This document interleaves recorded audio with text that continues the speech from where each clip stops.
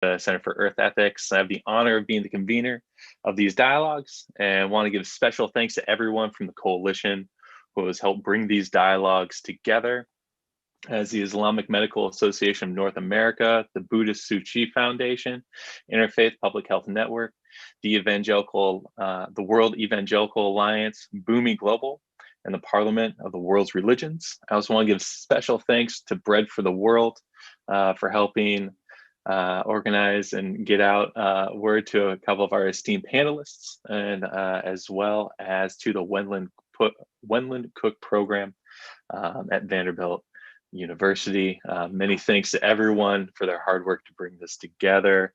The Food System Summit is an effort by the United Nations to raise global awareness about the state of our food systems and to crowdsource solutions to make these systems equitable, sustainable, and accessible.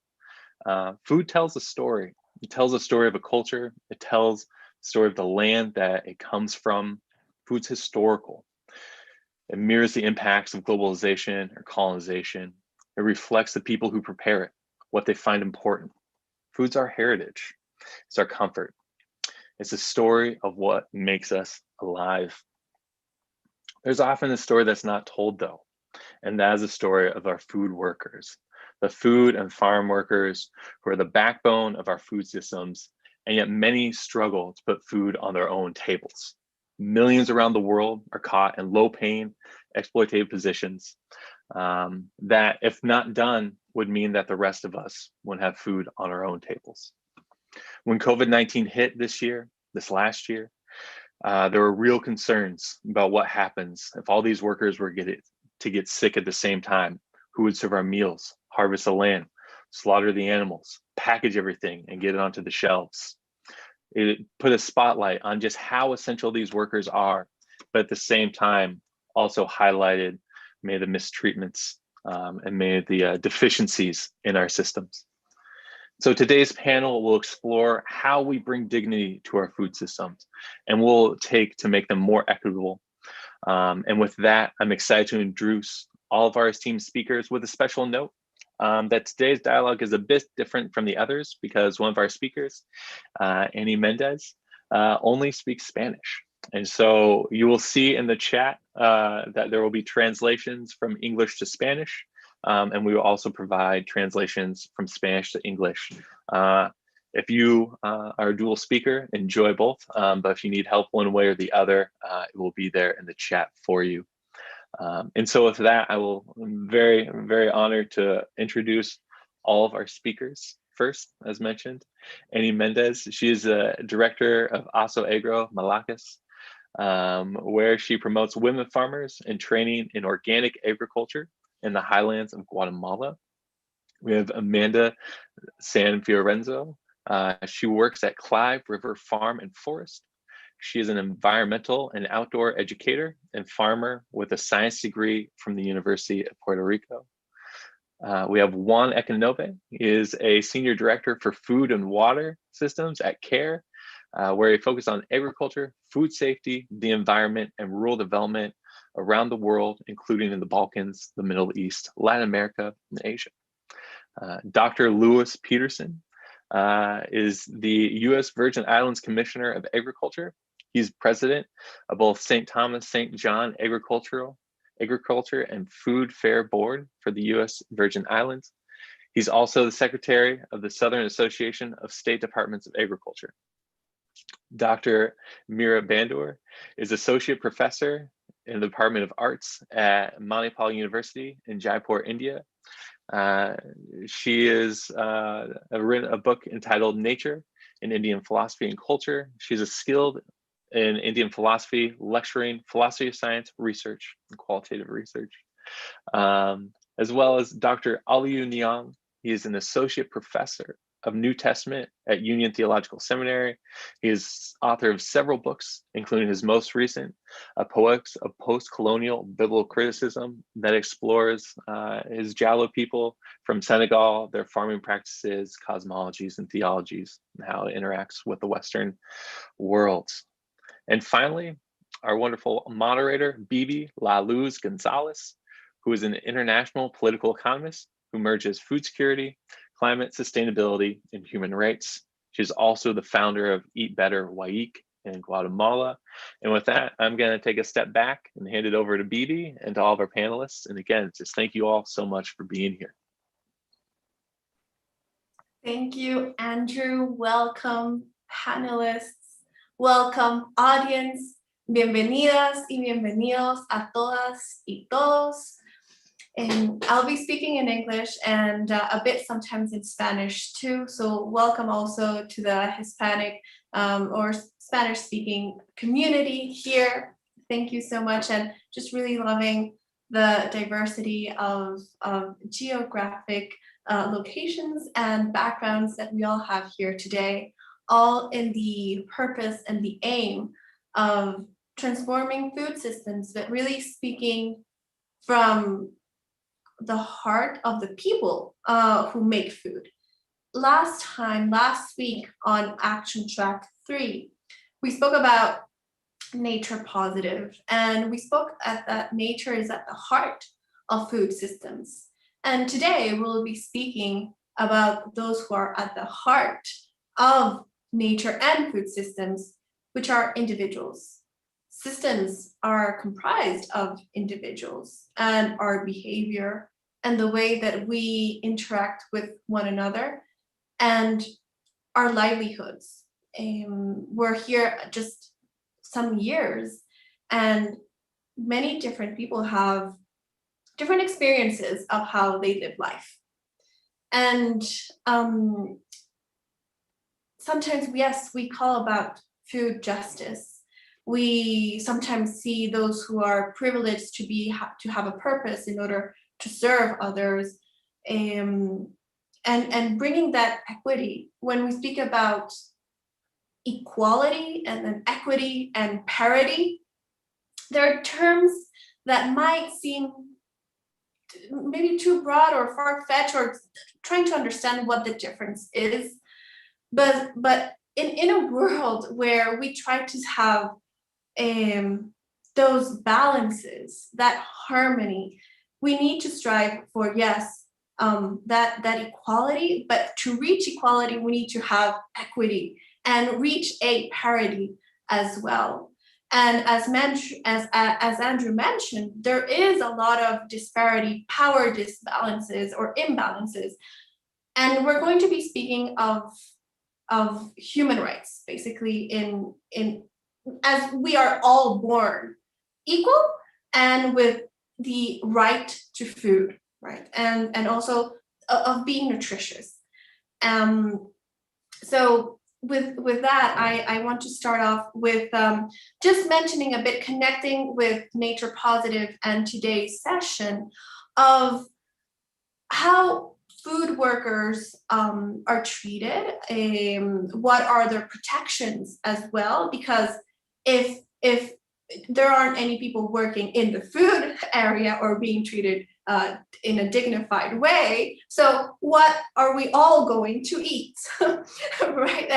And we have to have food in order to live, and have healthy food in order to be healthy while we live and have this time in this earth.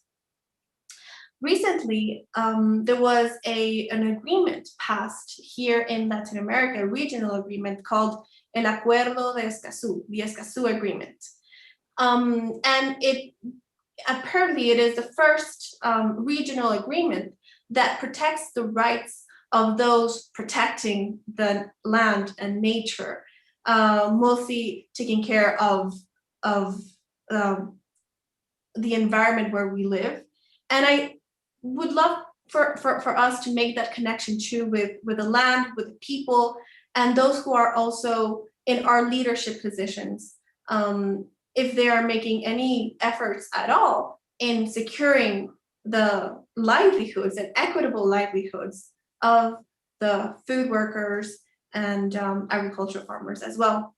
So today, I am super happy we are here today. Estoy muy contenta que estamos hoy todos acá para hablar de estos temas. Entonces, the way that we are going to move forward is I'm going to ask one general question to everyone, for you to answer, and then we'll have a dialogue phase right after that. So please be attentive as well when you listen to your fellow colleagues, and bring that perspective, of course, of faith and food within your answers. So we are going to start. So the order of the first question will be Luis. La segunda pregunta va a ir, la segunda persona es usted, Annie. Then Mira, Aliu, Juan, and then Amanda. And when we finish, we'll move forward to the dialogue phase. So thank you very much.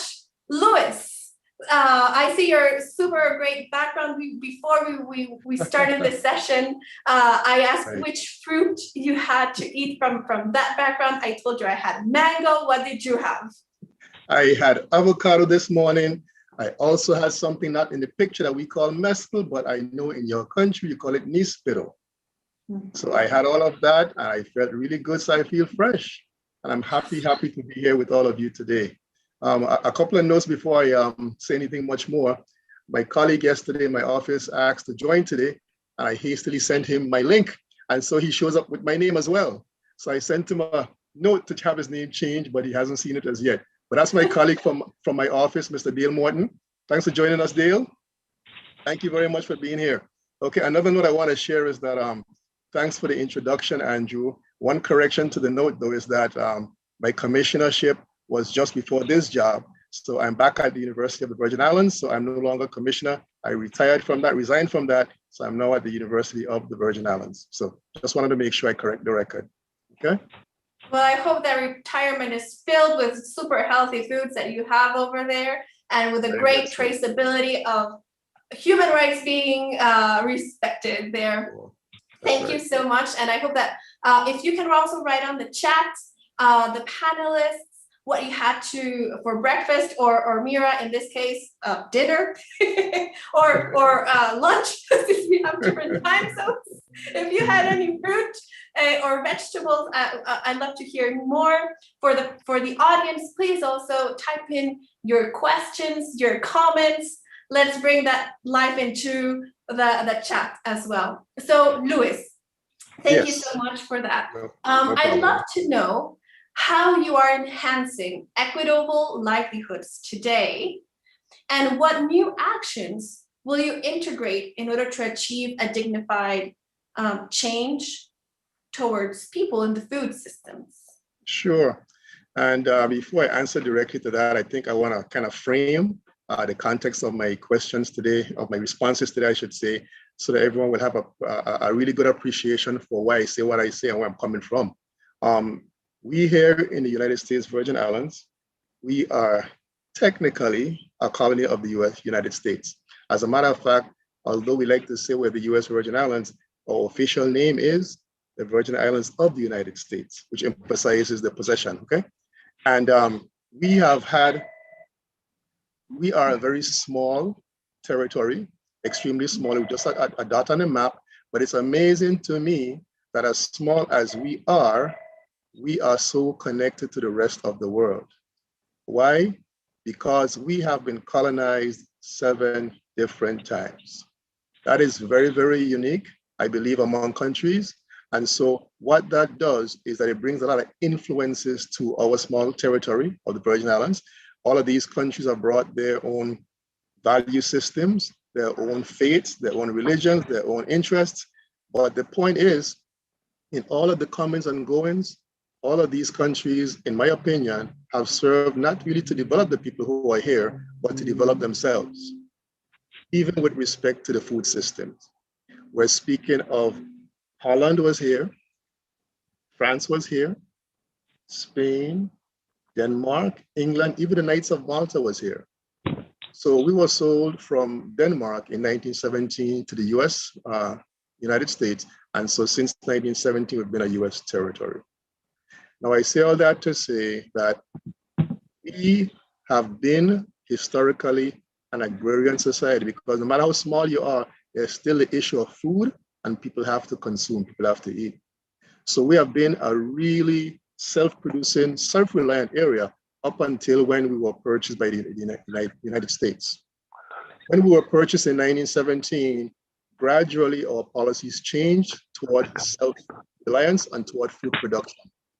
We turned from a society that produced for itself into one that consumed and imported on the other hand. So today, we import anywhere between 98 and 99% of our food, mainly from the US mainland. That is not a healthy or sustainable model whatsoever. But that is what those influences have done for us. And I'm saying that to say that I am not necessarily speaking right now for my university where I work. I'm speaking as a farmer and as a grassroots member of our community.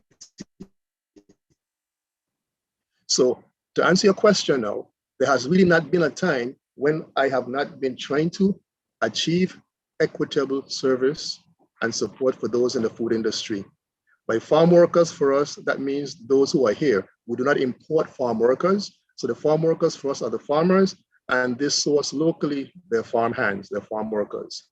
And by treating equitably, in trying to reverse all of the trends over the last 400 years or so, it has been challenging because many of our residents, especially our young people, have had a negative outlook, relationship, connection to agriculture, not wanting to go back to the land. Because psychologically speaking, after so many years of colonization, after so many years of slavery, they look at the land as the scene of the crime. And so I say all of that to say this. With all those years of developing a negative attitude toward food production and agriculture, there is one single sector of our community that has been responsible for turning that around, for reinvigorating, re-inspiring persons to become involved in agriculture with a spiritual base at the center of it all. And thus I'm speaking about the Rastafari community. If it weren't for that single-handedly, that community single-handedly influencing the population, would not be where we are today with respect to a new and healthy attitude toward food and agriculture. And of course, at the center of this community, the Rastafari community, is really spirituality. And I say spirituality as opposed to religion or anything else. I must say that although I'm not speaking for my university, I credit my university with having a center of what they call spirituality and professionalism.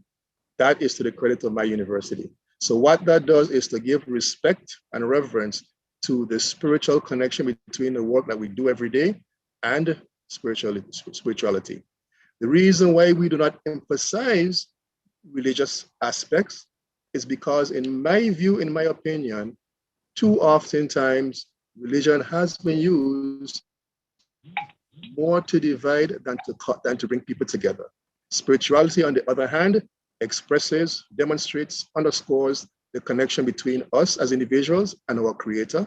But more than that, it expresses and demonstrates our connection to all those around us and all of our nature that surrounds us. So with respect to the work that I do, at all times, I try to emphasize the humanity of my clients, the humanity of all those who are in the community.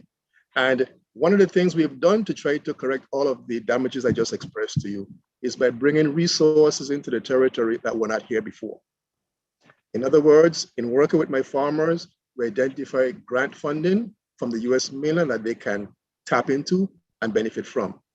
The challenge there now is that because we are looked upon the way that we are, I have come to find out that many of those grant funding sources that I just referenced, we have not been eligible for. When I served as Commissioner of Agriculture, I am proud of saying that I championed a change with respect to two of those funding sources.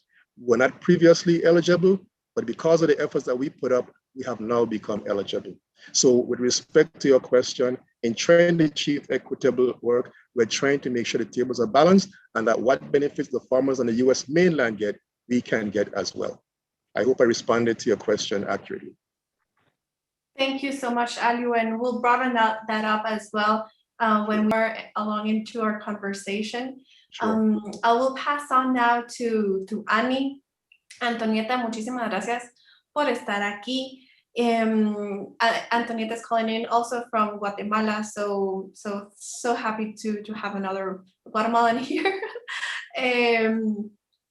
Ani, un poquito acerca de justamente la temática que estamos hoy aquí, acerca de los derechos de los trabajadores y de los agricultores, y usted como mujer agricultora y promotora agropecuaria, ¿cómo está usted promoviendo estos medios de vida equitativos?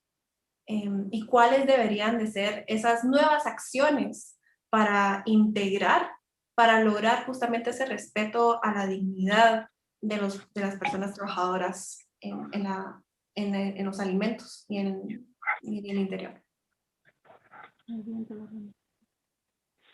Pues, buenos días, Vivi, y buenos días para todos los presentes. Mucho gusto de poder aquí estar compartiendo el día de hoy y dándole gracias a Dios por la oportunidad que nos da de estar presentes aquí, ¿verdad? Pues para comentarle, ¿verdad? Que pues nosotros estamos trabajando mediante la organización comunitaria como primera estrategia, pues se trabaja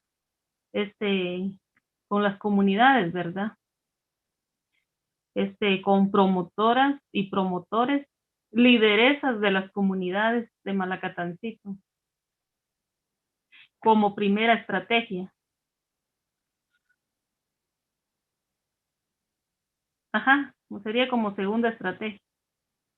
Ok, y ¿cómo ahorita usted mencionó acerca de agradecerle a Dios justamente, y es eso genial? ¿Cuáles son las conexiones que usted puede ver entre ese agradecimiento a una parte más espiritual con algo en el día a día de los trabajadores?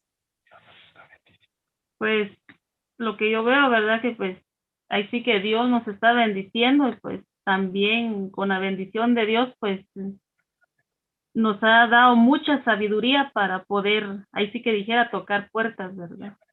Y emprender. Y cuéntanos qué es lo que usted hace, Ani, en su día a día. Pues es para mí, pues como mujer es bien complicado, pero me gusta hacerlo, ¿verdad? Pues yo sí que dijera de levantarse uno, pues primero es verdad, ahí sí que dijera la alimentación primero de nuestros hijos, y después pues ahí sí que dijera la higiene de la casa, y después pues ya tenemos que salir al campo pues a trabajar, si es a trabajar, o también si tenemos alguna reunión, ¿verdad? Con algunos compañeros en algunas comunidades, si a veces pues nos organizamos para poder ir a capacitar a los promotores, también a las personas necesitadas, y también coordinar con algunas instituciones, ¿verdad? Y a veces pues tenemos reuniones programadas, ¿verdad? Buenísimo, Ani. Pues, y solamente para que responder esa pregunta, ¿cómo es que brindan esa parte equitativa? Por ejemplo, usted me estaba hablando de las mujeres. ¿Cómo es que usted está haciendo para realmente involucrar a más mujeres en la agricultura? ¿Tienen acceso a tierras? ¿Cómo está funcionando eso? Sí, pues gracias a Dios, sí, pues la verdad que aquí en el municipio, sí, las personas pues cuentan, por decir, no con cantidades de tierra, pero con lo que no contamos, por decir, en el verano es con agua que nosotros pues apoyamos a las personas más que todo en el invierno, ¿verdad? Porque en el invierno es cuando se cosecha, porque en el verano lamentablemente no contamos con agua para poder regar, por decir, un huerto familiar. Y estamos pues, ahí sí que dijera, educando a las personas y trabajando con ejemplo, ¿verdad? Perfecto, bueno, Que pues nosotros mismos, muchísimas porque gracias. si no lo hacemos nosotros, nadie lo va a hacer, ¿verdad? Si no lo hacen ustedes, nadie, if they don't do it themselves, then no one would. All right, well, thank you so much, Annie. We'll pass on now to Mira. Same general question as well. How are you enhancing equitable livelihoods today? And what are those new actions that you will integrate to achieve this dignified systems change? So I have been a farmer long time ago, for about 7 years, but after I joined the academia, I'm an environmental philosopher, and I also work in philosophy and religion. So words and language are my call to action. So I do speak a lot. I get to interact with lots of communities, including faith communities, urban communities, policymakers. As an academician, I also get to interact with about 200 students every year in different courses. So that's a valuable platform for me. And I make sure that one of the things that I focus on is the idea of food itself, because when you look at agriculture as a system, you tend to lose the human beings who are involved in agriculture. And in countries like India, it is doubly problematic because the people who work the land are not necessarily the owners of the land or the produce, right? They're workers, and they are like factory workers. They are exploited.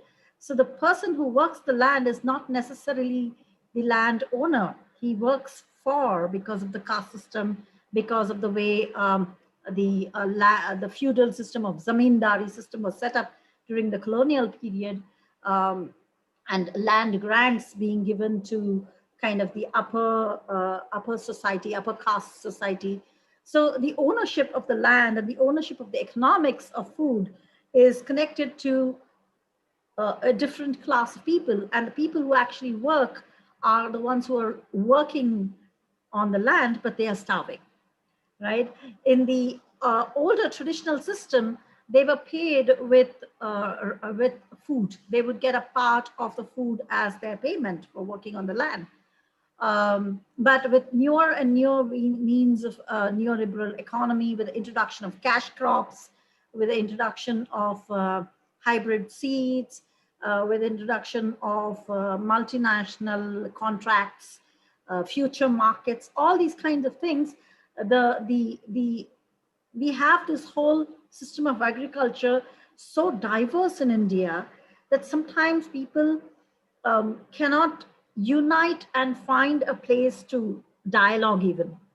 Because on one hand, you have people talking about multinationals coming in and, farm laws, farm policy, agricultural policy, hybrid seeds, Monsanto taking over the country, pest disease, introducing vitamin A in rice, all kinds of issues are there. On the other hand, you have starvation, you have workers' rights, you have small subsistence farmers, you have home gardeners who are growing vegetables on their rooftops.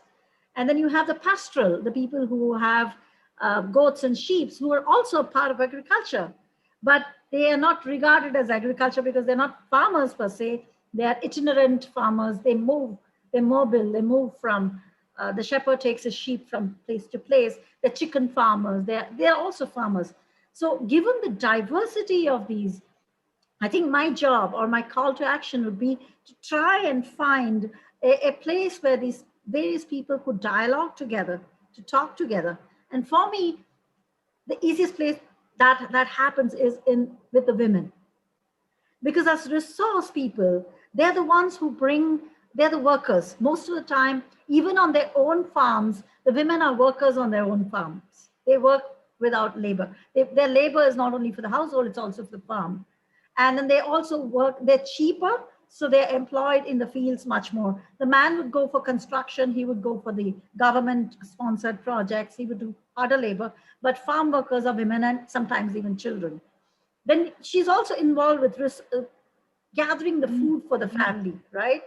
Whatever happens, the kitchen fires are her responsibility. So in a traditional sense, mother, the goddess in India, is the food giver. She's called Annapurna, one who completes the food, one who fulfills, who gives you contentment. So women, for me, thereby leading on to things like food security, worker rights, subsistence farming, impact of globalization, all of them seem to center around what happens to the woman and with her relationship with land and food. And so that for me is where I usually work with, and I work with the body and food and medicine in that area.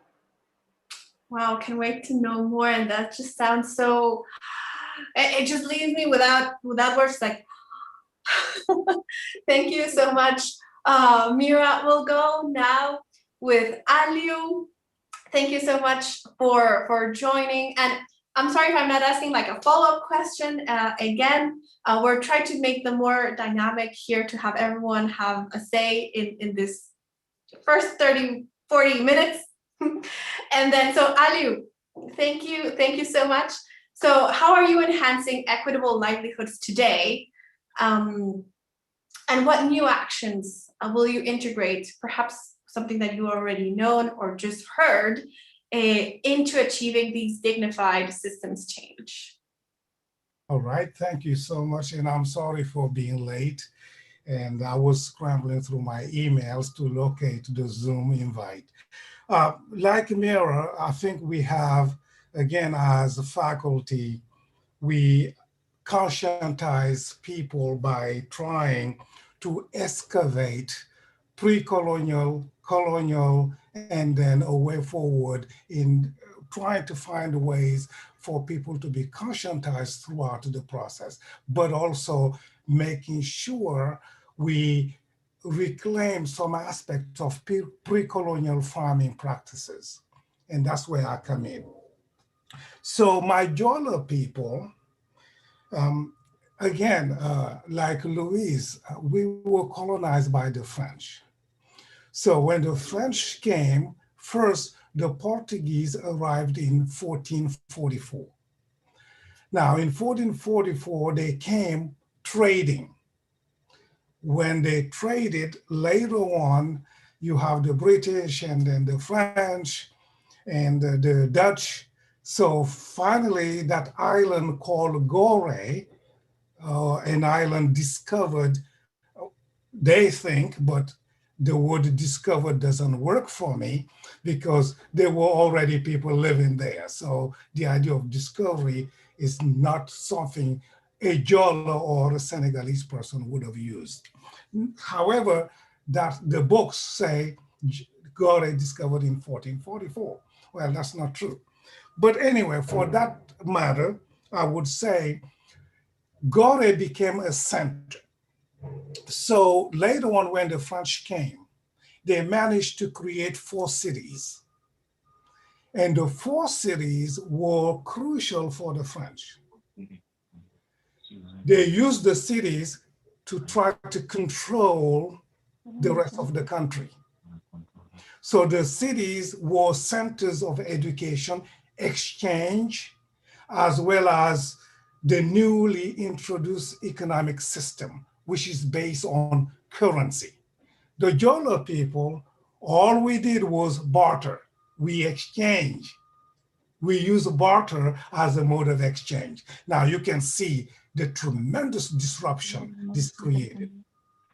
So in 1872, all the way to 1887, the cities became fully operational. So the leaders now from the cities were dispatched to go to villages, and some of them are actually in cahoot with empire. The Jola are egalitarian society, and they are farmers. And I grew up in that farming community, and my pre-colonial ancestors believed that the supreme God, whose name is Emitai in Jola language,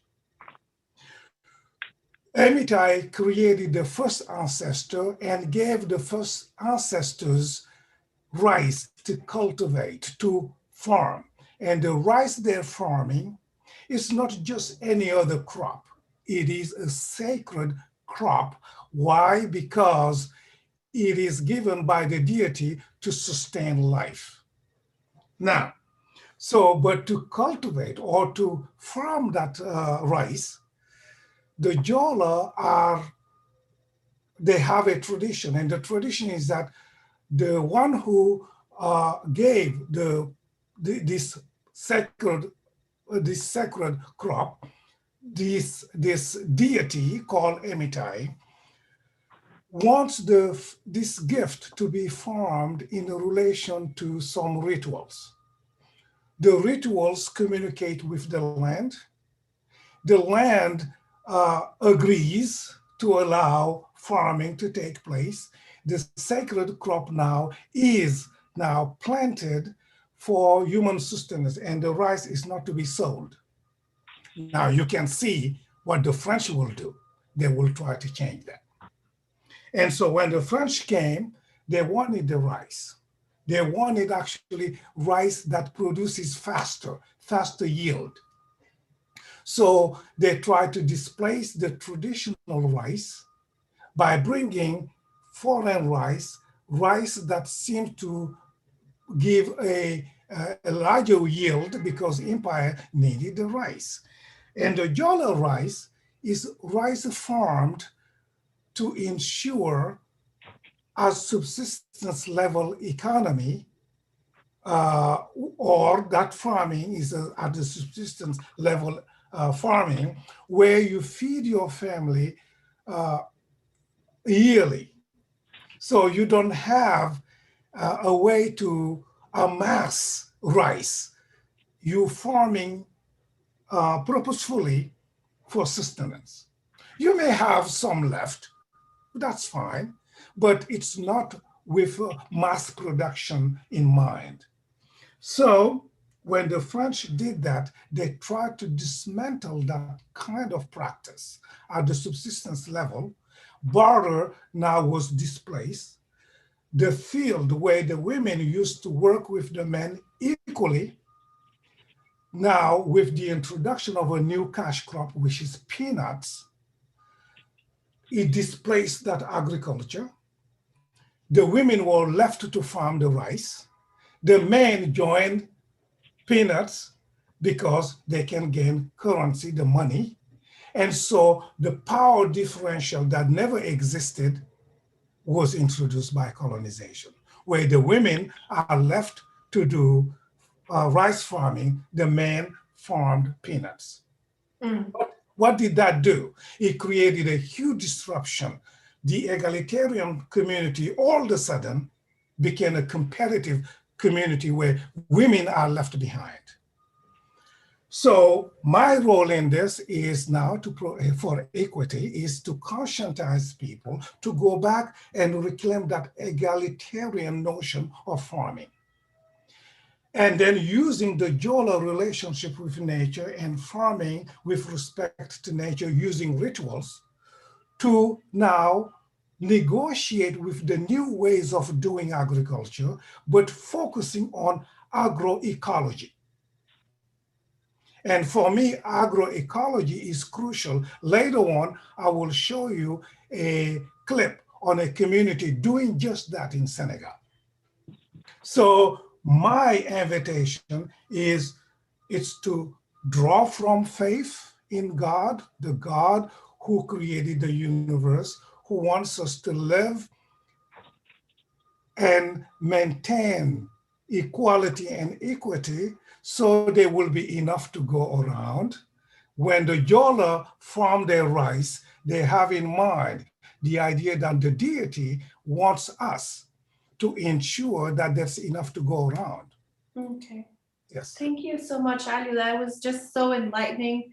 At the same time, I was writing to Antonieta all that in Spanish, so it's just brilliant. Thank you so much. And with that, we're gonna move over to Juan. Juan, thank you so much as well. I was seeing some of your Action Track 4 sessions, and I've learned also a lot, and I am learning so much of all the panelists here today. Entonces, the same question goes to you. How are you enhancing equitable livelihoods today? And what new actions will you integrate in order to achieve dignified systems change from and towards people in the food era? Muchísimas gracias, Billy. It was, I mean, it was amazing just listening to the other panelists, such a diverse and rich descriptions of what they are doing in food systems. So thank you to each and every of them. Okay, so I work in CARE, which is a global nonprofit organization, right? I work on programs basically focus on food security, on agriculture, on nutrition, at the end of the day, on the small scale farmers, mainly women are small scale farmers, but small scale farmers in general. And I've been working with CARE for something like 4 years, but eventually for the last 27 years, I've been working on food systems in war countries, in development, in the Caucasus, in the Philippines, in Palestine, in Nicaragua, in Guatemala also, really. And as I said, always with the small scale farmers. I should say that I am Basque. So that's in a small, tiny region in the north of Spain, between Spain and France, actually, where cooperative work. Cooperatives are the very core of farming. That's the way we have been able to preserve small-scale farming up to now. And maybe also on a sort of personal note, I would say that I'm a real enthusiastic of spiritual history. And a few years ago, I published a book in Spanish, actually, called Ecos del Desierto, which could be translated by something like Echoes from the Desert, which is actually about the origin of monotheism in relation to pastoralism and farming. So basically, this very much interface between agriculture and spirituality, right? So, I mean, my other colleagues said this already, small-scale farmers and workers in agriculture, of course, play a critical role in the global food systems. And we like to talk these days a lot about these food systems, right? The Food System Summit, etc. But the end is about people. And I think, Bibi, you said that already. So I may want to start speaking about this idea of the living income for the small-scale farmers, which is one of the core ideas that in this action track that CARE is leading in the UN Food System Summit, but it's one of the main ideas that we are discussing. And I could say that at the core of this living income notion is the idea that the small-scale farmers face tremendous imbalances, right?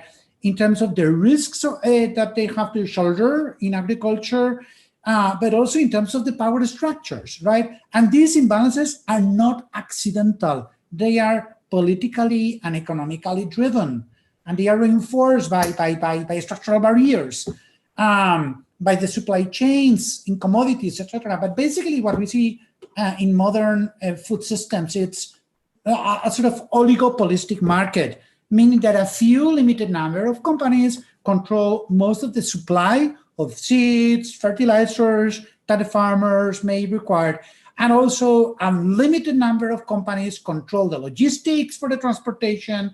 Again, a limited number of companies are behind the many brands that we see in the supermarket. You go to the supermarket, you see many brands, but at the end there are 7, 8 companies, and basically 90% of all those brands belong to these companies. So there is this power or unequal market power between the small-scale farmers producing on the one hand and the companies that are selling those products to us.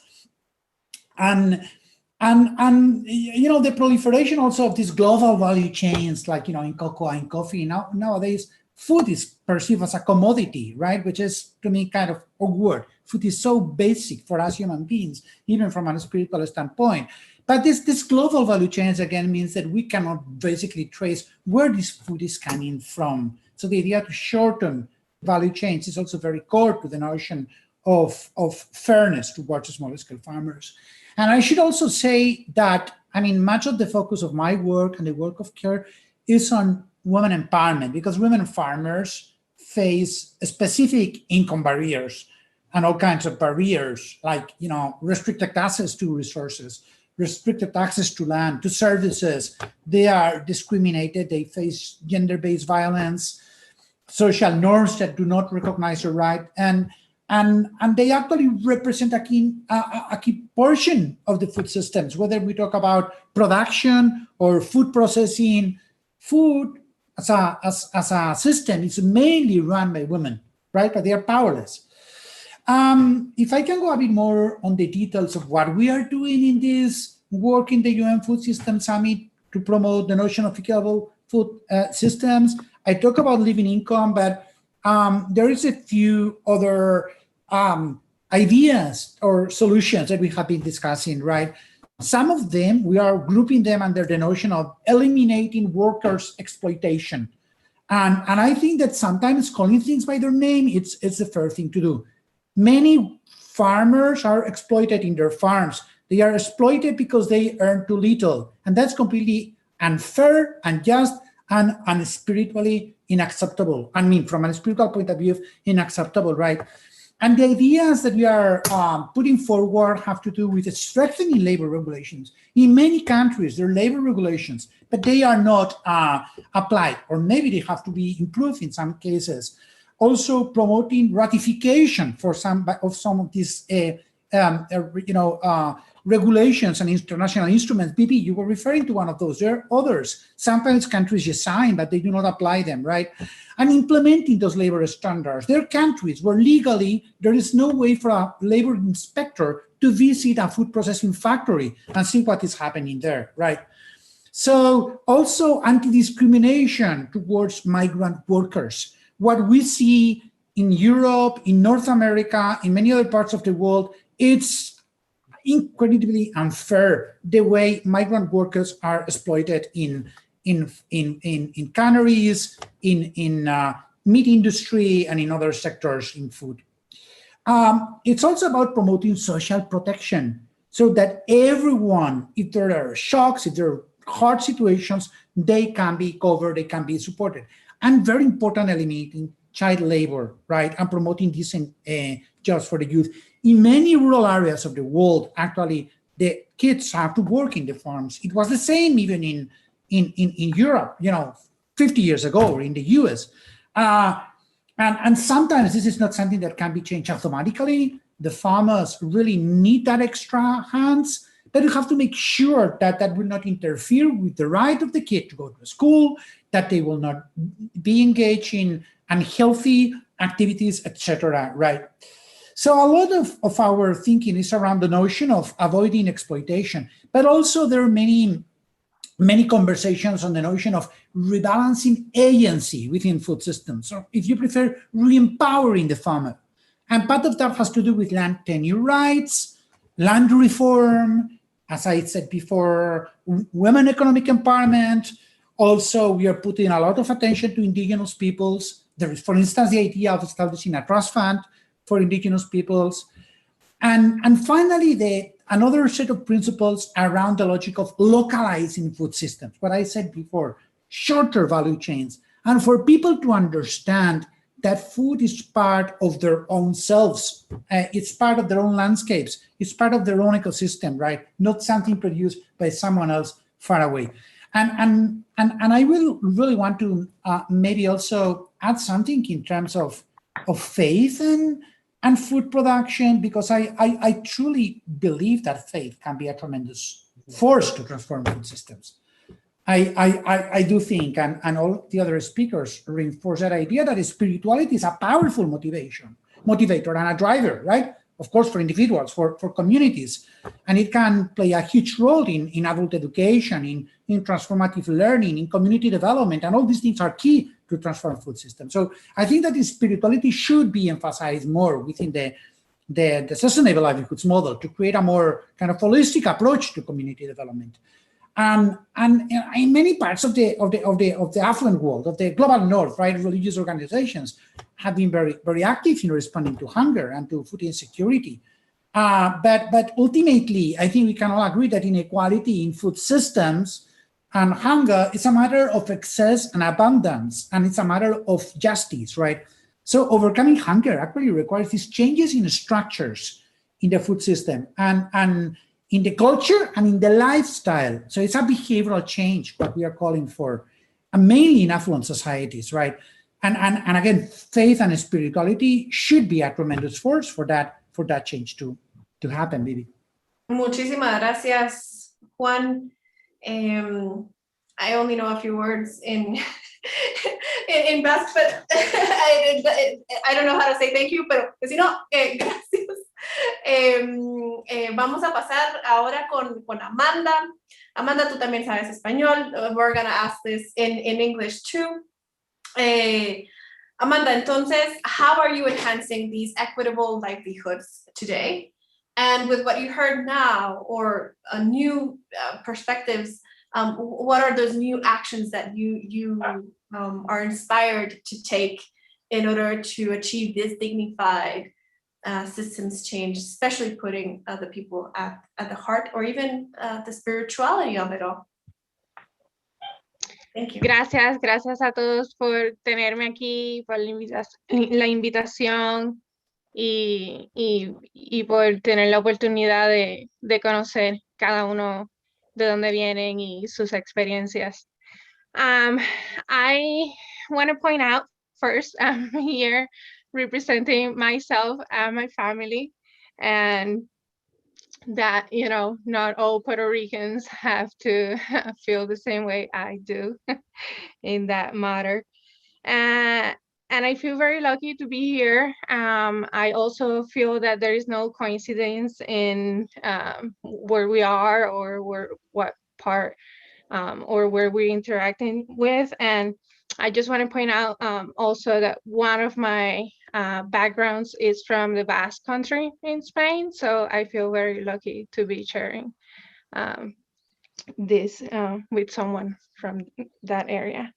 I also have many other backgrounds, as a Puerto Rican may have, and a lot of people from the Caribbean too. And I always like to go back to my heritage and honrar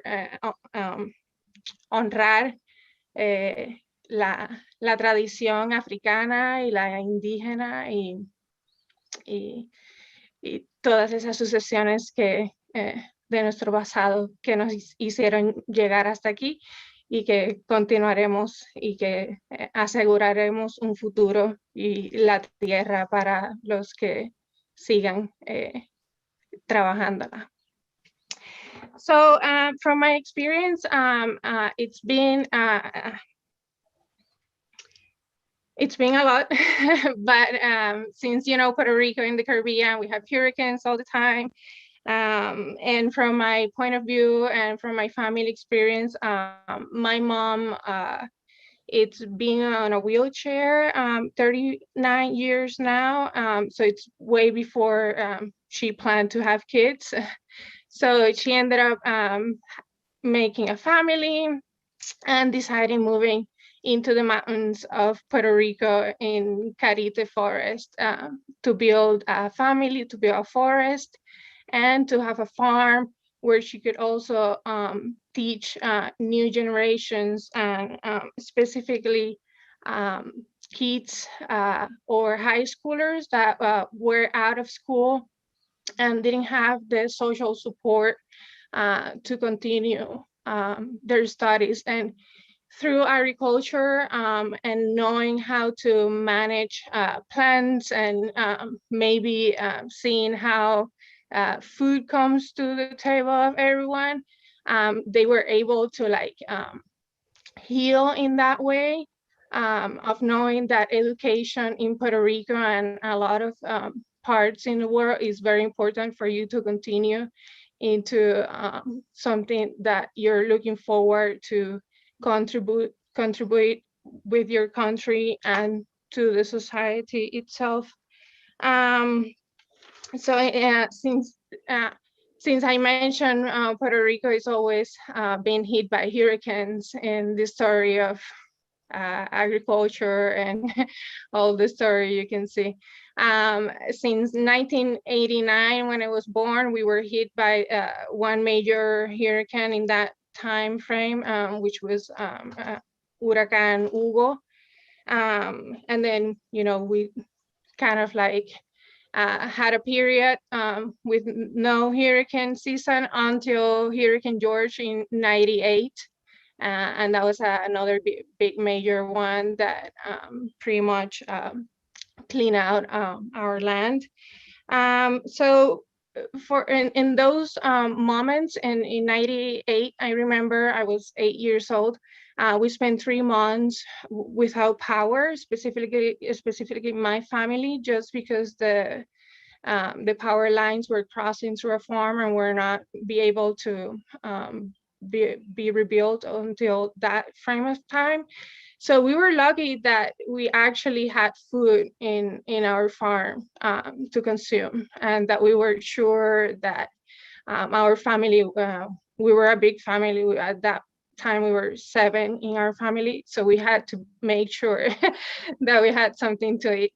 And Puerto Rico, as you know, it's very different from Vermont, from where I am.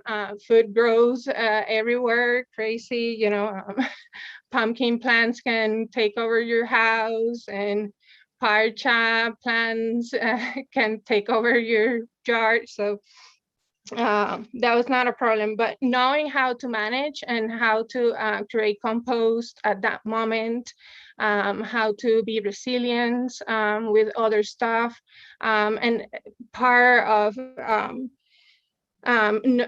for you to know that my mom was not able to walk and be restrained into a wheelchair, the part of the spirituality was always big in our family. And that's why I want to just say that I'm speaking for my family, because it's always that something that have represent us since the way of meditation, and knowing all different kind of religions that can apport to that growing and that seeking of happiness and well-being for us and for the humankind, of course, and for our community.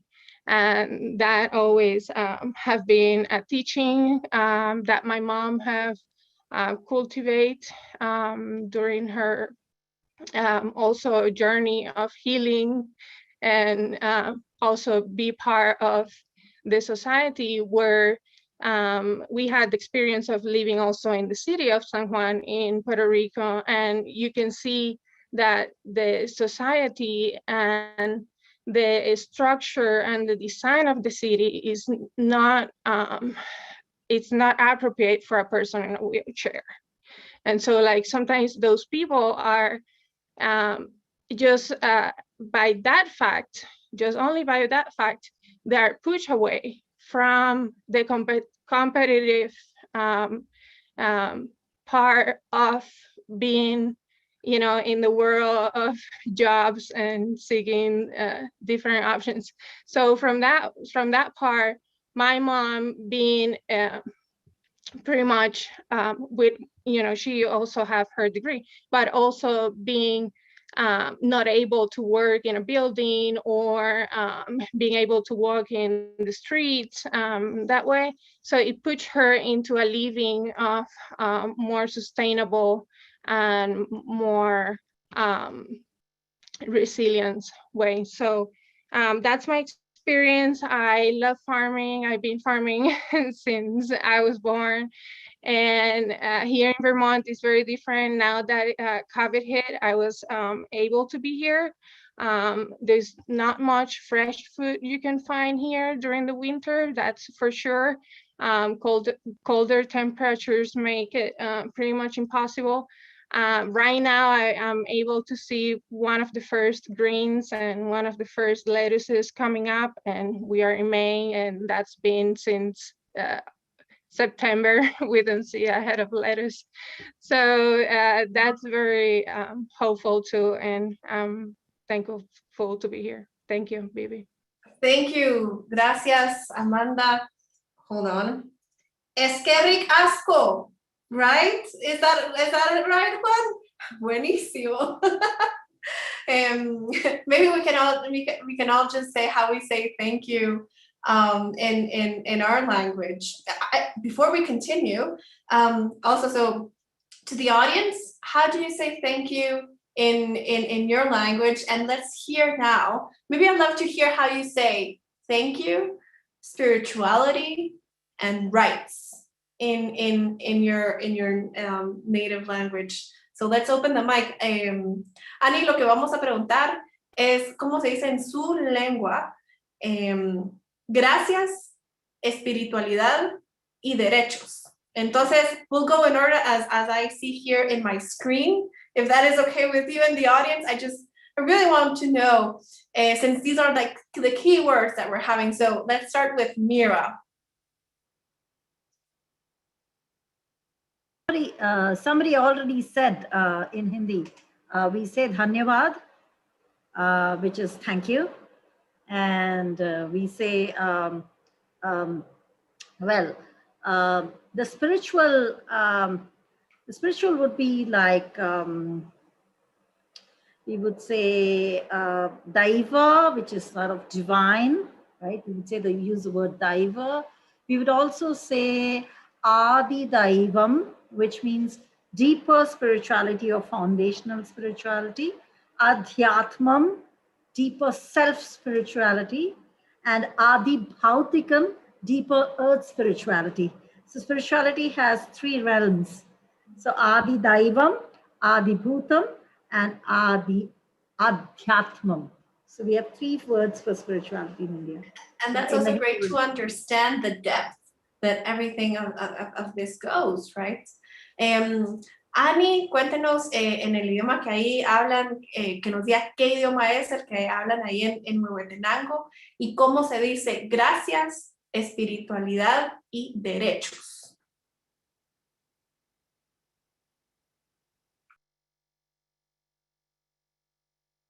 Hay que ponga su micrófono. Gracias. Vivi, pues aquí en Huehuetenango, más que todo, como solo sabemos el español, más que todo solo decimos gracias. Y pues la verdad que ahí dijera otro, por decir las personas que hablan en MAM, pero sí, nunca lo he escuchado cómo lo dicen. La verdad que sí. ¿Y cómo se dice gracias en MAM?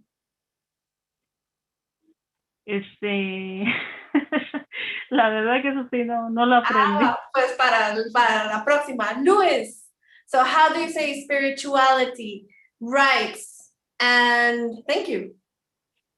Much like you do right now, but I must say within the Rastafari culture, we often simply say give thanks.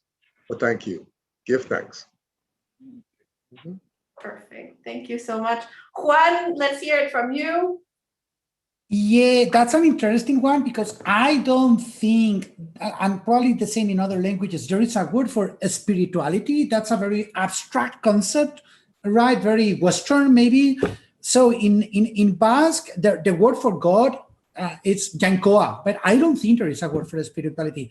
For rights, like for human rights, is Gitza Eskubideak. Gitza Eskubideak. Perfecto. And what about rights? Let's go with Aliu. Rights, thank you, and spirituality.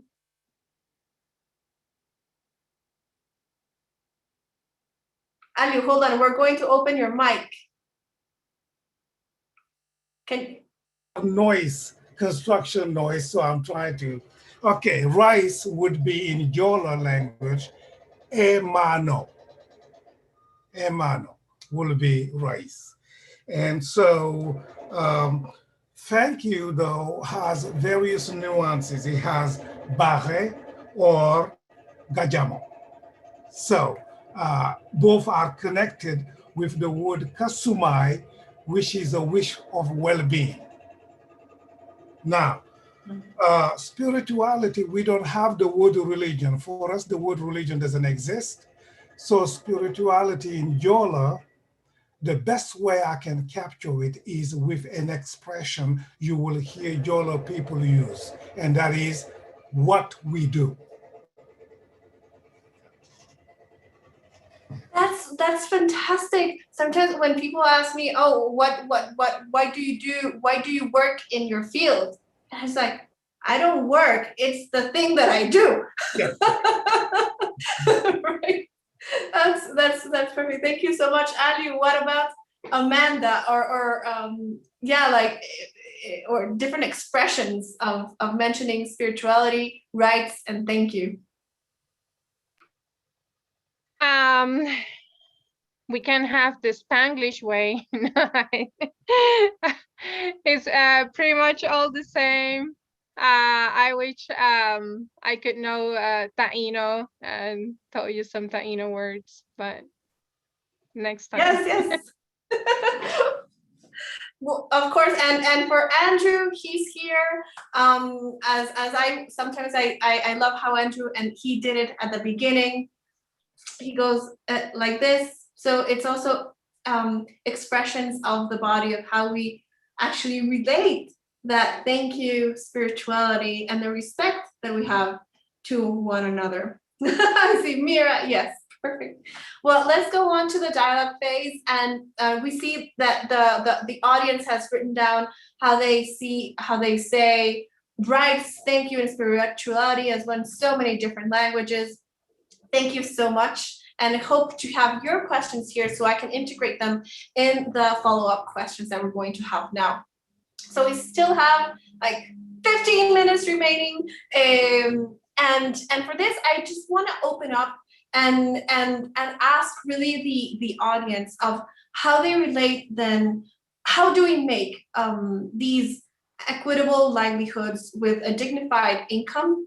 How do we relate that with different perspectives of philosophy, declaration of human rights, spirituality, as what was mentioned here as well, but also put into corporate and public policies into action, right? Because we might just say it, say these topics that we need to do this and that, but how do we implement them? How do we put that into motion? And a lot, women was mentioned here too.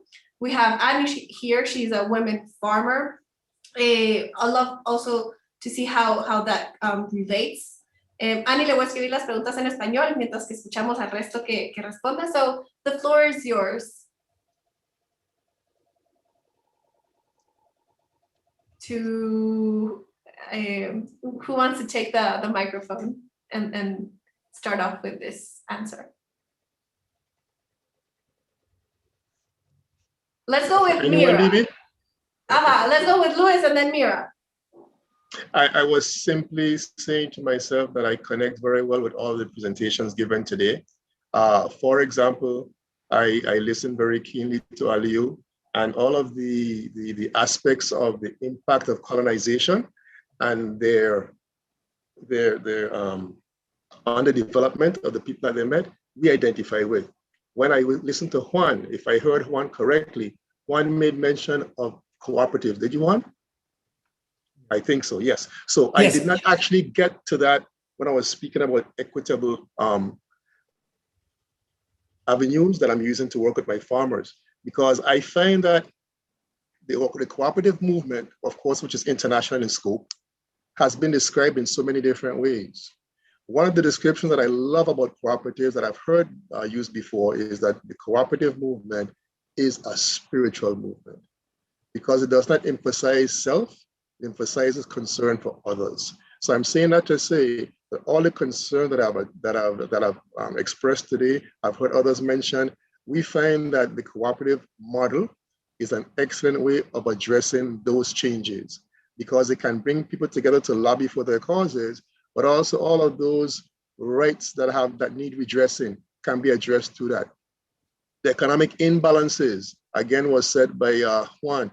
Those are not by accident, they are deliberately well done and calculated. Those economic imbalances can be addressed through cooperative, but also restructuring what's around us. Here in the territory of the US Virgin Islands, Puerto Rico, I'm sure is another example. We are here for someone else's pleasure, more or less. Tourism and agriculture can go hand in hand very well, but they have not so far. We have been developing a society that's pleasing to the tourists, that makes them welcome when they come, and nothing is wrong with that. But at the same time, to create balance, we need to develop ourselves from the inside out. An agricultural system, infrastructure that serves the people first, that we can eat first, that we can consume. And then having put that in place, we can not just address our own needs, but the needs of tourists as well when they come in. So I see restructuring as part of the process of rectifying. I see us remodeling. I see us creating a balance that has not been in place for a very long time. Okay. And Luis, with that, yes. You mentioned agriculture and tourism. How do you blend that together? Oh, very well and very easily. Let me give you an example. On my small island of St. Thomas, we have an area that's dedicated for farming, and they entertain tourists from time to time. But the infrastructure in that area is very poor. We're speaking of public land. Land has been set aside by the government for agricultural development, but it is not well developed. But for the purpose of tourists, they come, they entertain, and they leave. But the farmers who are there on site are underdeveloped because the farmers are surviving but not thriving, and there's a difference. When the proper system is in place for them to survive, even after the tourist leaves, the farmers are really making what you call a living wage. Right now, they are not. They are not. So we're speaking of developing from the inside out, putting in place locally what we need to survive so that when others come, we are now fully prepared, not just for our own purpose, but to serve others.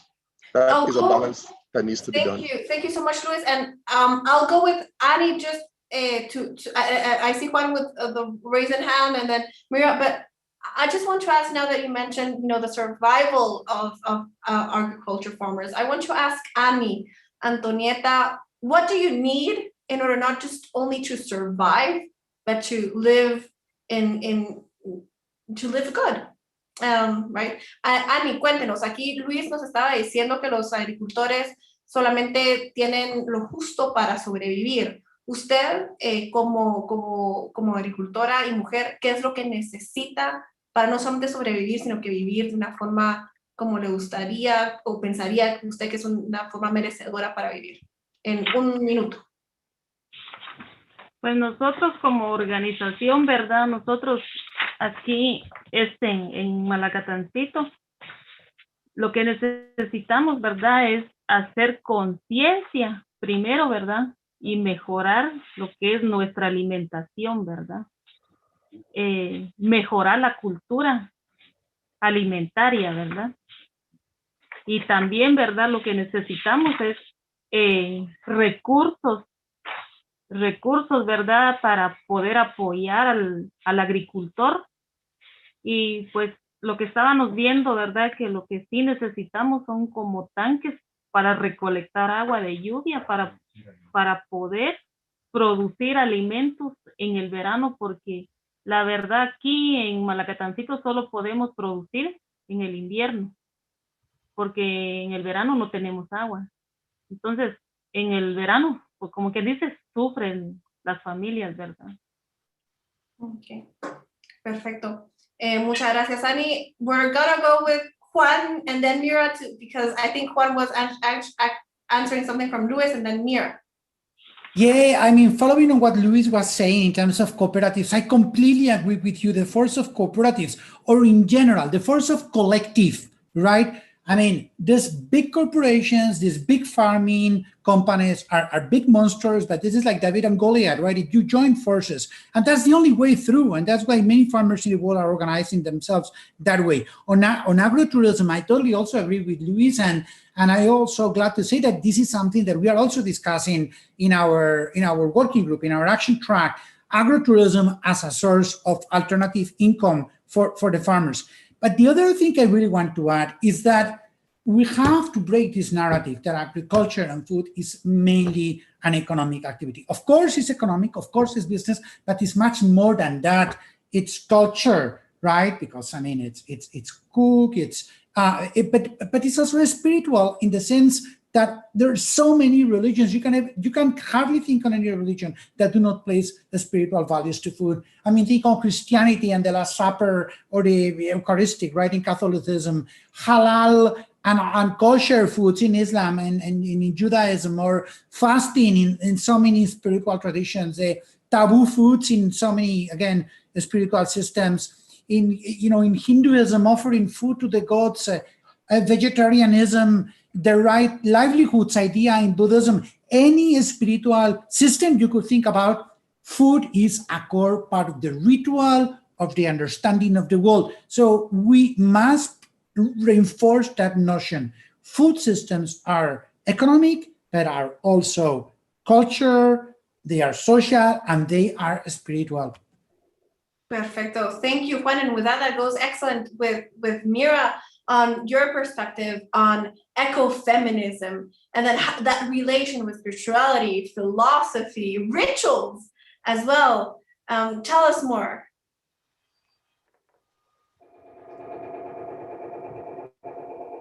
We're just going to, can you open your mic, please, Mira? Thank you. Yeah, so I'm just taking off from what Yuan said, and it is true that food is culture. It's very a part of culture, and I don't just mean Hinduism, but I mean Hinduism in all its sects and all the religions of South Asia. We have Jainism, we have Buddhism, we have so many sectarian religions, we have religions that are not even religions, they're faiths, they're tribal communities. So right now I feel like I'm representing a huge culture of sort of South Asia, if you want to call it, because Muslims are also in India and they also belong to the same culture. But the food, the biryani, the wonderful foods that we serve for festivals, for gods, the spirituality of food is deeply connected with the environment. And the earliest introduction to food and where it comes from comes to us in the family, where we have seasonal foods, right? With the coming of the monsoon, we have the mangoes in the house. With the coming of winter, we make oily stuff at home, fried, deep fried stuff. With the coming of summer, there's a festival and we make like coolant drinks. Food is associated with every festival, has its own food, its own cooking style, its own celebratory nature. Every god has his own special food that you have to prepare and offer to him, and then we eat it ourselves. So that's joyous. So in that sense, food is interwoven into religion, culture, and spirituality, because spiritually, food is life. The earliest texts called the Upanishads in India talk about food being prana, food being vital force, food being life.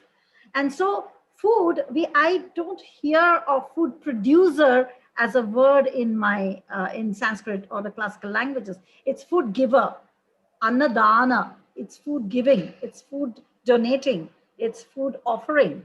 So the verbs that are associated with food, or the person who cooks the food. Cooking is one of the first verbs we learn in Sanskrit. Sanskrit has the 3-layer verbs like Spanish does, right? Pachati, pachata, pachanti. He cooks, she cooks, they all cook, kind of thing. So it's always cooking that starts off. Our philosophy is filled with examples from cooking. Our Indian atomic theory of philosophy is based on rice being cooked. Our induction example in where we figure out one from many is that you taste one rice of grain, right? So it's so interwoven in culture. And with that comes this problem of the local and the global. Because in India, food with the women are ecofeminist. I would say ecofeminism is a kind of a philosophy and faith in practices that are opposed to a patriarchal and oppressive mindset, whether it be the oppressive mindset of discrimination against people of different abilities, people of different kinds, people of different gender. So ecofeminism for us, therefore, becomes a coming together of an alternative. It's not even about women or females. It's about coming together of an alternative to the competitive attitude that was talked about, and the colonial grasping attitude that talked about. So if I look at what Louis said, they're not thriving because a mother makes the children thrive. She doesn't make them survive, right? Mm-hmm. So nurturing quality. So if governance were nurturing instead of surveilling and instead of controlling, it would be an ecofeminist governance. It would be a governance which looks at the relationship. And as I was talking to Andrew, for me, the centrality of ecofeminism is love and relating and care. So it's sort of believed that emotional attitudes or emotional responses to the world are wrong. But we all live because our mother loved us, somebody loved us. Even if our mother didn't, somebody took care of us.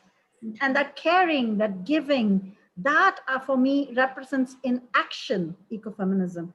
And to talk about the current situation of COVID. Mira, I think I'm going to have to go with Aluk since we're running out of time.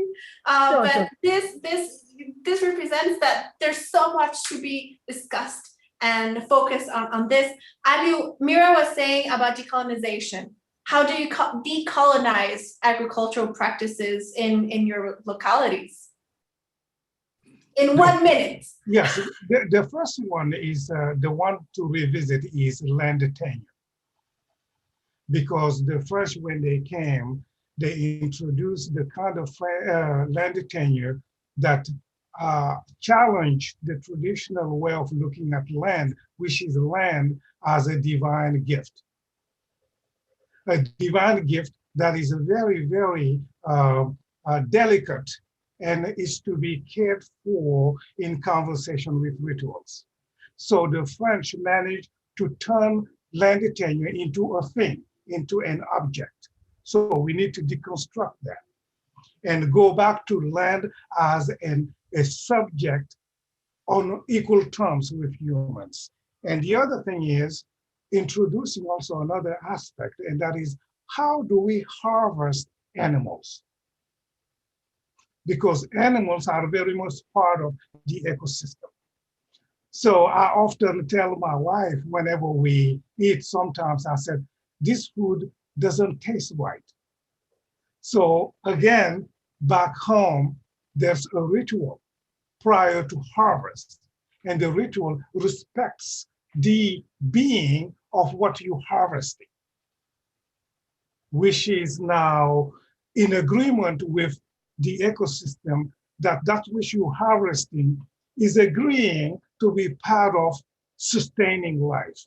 But if you take it away without that communication, we're destroying the connection with land tenure, the land, what the land gives for us to eat. We break that cycle, and that's dangerous for us. Thank you so much, Aliu. Wow, and we're running out of time, and no, but I still want to go with Amanda. So we've been answering. If you would like to answer some of the questions that are in the chat, if you can take a look at them as well, since I don't think we're going to have all the time to answer it on here live. Amanda, how do you advocate all of this that was talked about here with the new generations or intergenerational perspectives as well? Yeah, it's very hard being a millennial in these times, and also advocate for agriculture. I had been very lucky to be able to work in different farms in the United States, and in that meaning having a good pay and that's been great, because that way I can work and live from what I like doing. I know it's very different in that meaning of what we think as Puerto Rico as having a full-time job at a farm and being able to have a job, secure job for a full year, just doing that.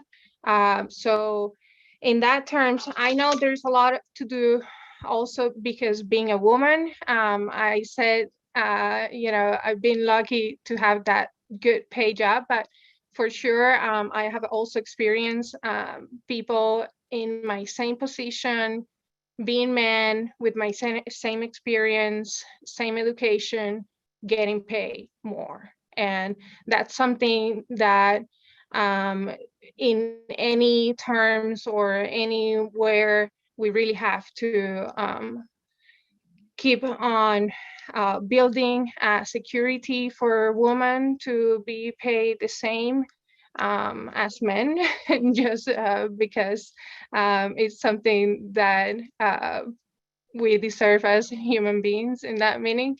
But also, I just, try to, for the smaller kids, whenever I have the time for education, just educate them in the importance of keep a healthy soil, building their community with fresh food, and anything that they can do instead of being in a screen, go out and do some weeding and plant some seeds, and everything else is just magic. And nature always bring us a lot of good things. So, I love thank that you. part of magic that you said. So we're going to be wrapping up. I'd love to have a call to action from Juan, and we're also going to finalize something from one of Mira's students. So Juan, what are the calls to action for the audience here today, in order for promoting those equitable livelihoods that we all mentioned, like regenerating all of our generations? Yeah, I always stand by this. I always believe that this idea that, think globally and act locally, it's so powerful, right? So keeping both tracks, each and every of us have something to do locally to promote fair food systems, so we can be the difference. Because the choices that we make when we are buying has a meaning and an impact in the farmers. So let's try ourselves in our daily lives to promote that. But also, let's do not forget that we can also have a say in our choices. So when we have to voting on those that really preserve the holiness of food systems.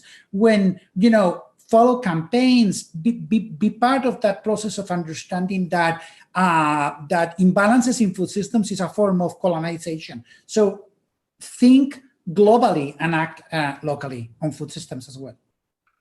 Thank you so much, Juan. And just to mention, some of the question that was here was talking also about technology. How can we bring also technology into these actions? And we'll finish up with that question, and we'd love to follow up on seeing that part of also combining spirituality and also technology for the rights of the givers of food, as Mira mentioned. So back to you, Andrew. Thank you so much, everyone, for joining. Yeah, thank you so much.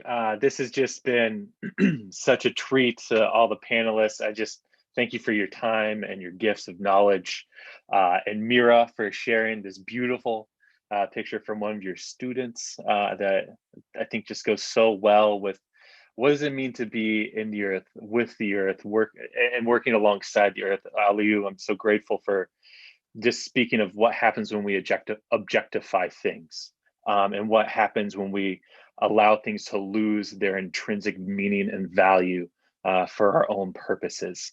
I see we're at time, so I just want to close by saying that this was number 4. We have our 5th and final dialogue next week. I will be sending out an announcement about that, but it builds on this theme of how do we continue to empower our local communities. Each one of these dialogues, whether it's looking at health or regenerating the earth or working with empowering our workers, is all building towards this question. And I think this panel has led well to what can we do in our homes? How do we think globally and act locally? But also how do our international communities help change governments or practices or regulations that are inequitable and driving these systematic imbalances. So again, thank you to Bibi. Thank you to all of the different organizations who helped bring this together. Most importantly, thank you to all of the speakers. It's been a real gift. We will be following up with you. If you have any questions, please feel free to email me at the Center for Earth Ethics. And we would just love to keep this conversation and this work going with each and every one of you. So enjoy the rest of your days. And thanks so much. See you, friends. It's been a pleasure being with all of you. Have a good day. Thank you so much. Thank you. Bye. Gracias. Gracias. Gracias. Gracias.